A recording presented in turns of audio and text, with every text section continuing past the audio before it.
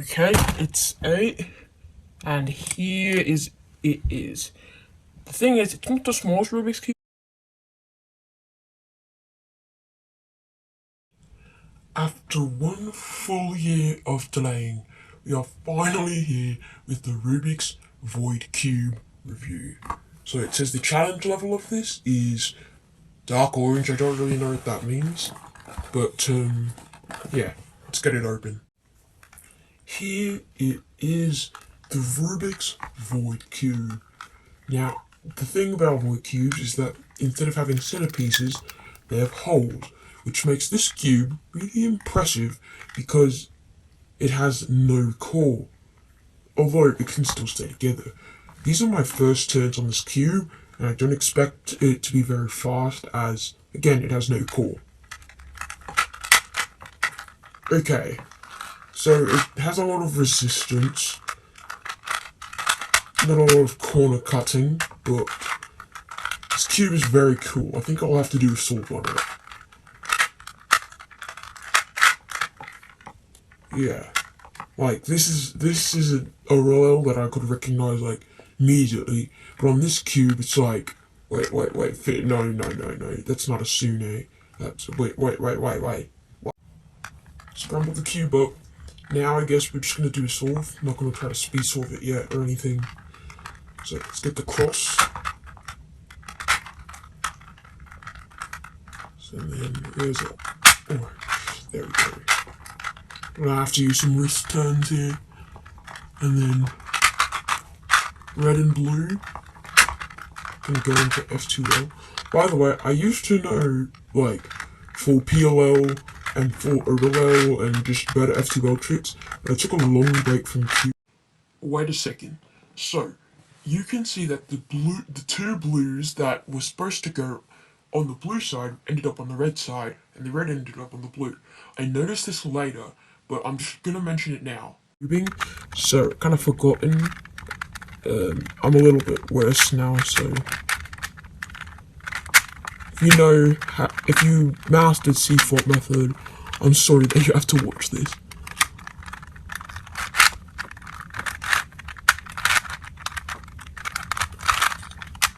Okay, solving the pair. Oh, okay, so orange and red need to swap. We're going to do a little algorithm here. Now the centers have swapped. Now we can put the green and orange pair in the right place. When you don't have centers, it's hard to like tell where the cross pieces go. And it can also lead to some other things and something called parity, which I'll explain after the solve. Okay. Put this pair in, and then put this pair in, and then finally do this pair.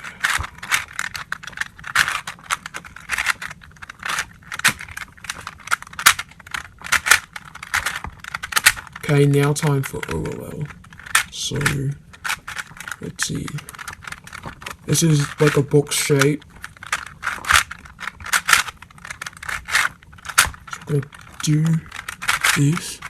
Okay, now we have this OLL, which can be solved with one algorithm like this.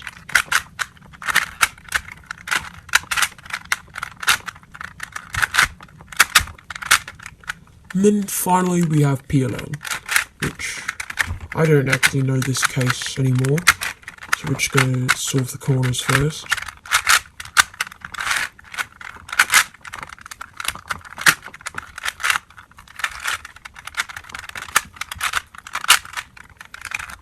And then one more.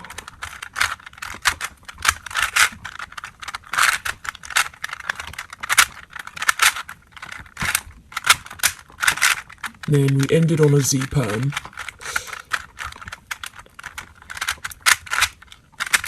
Can be solved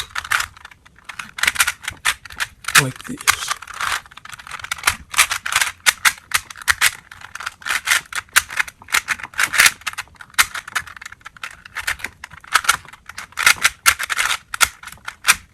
And we're finally done with the cube. That was a really slow solve, but it's okay.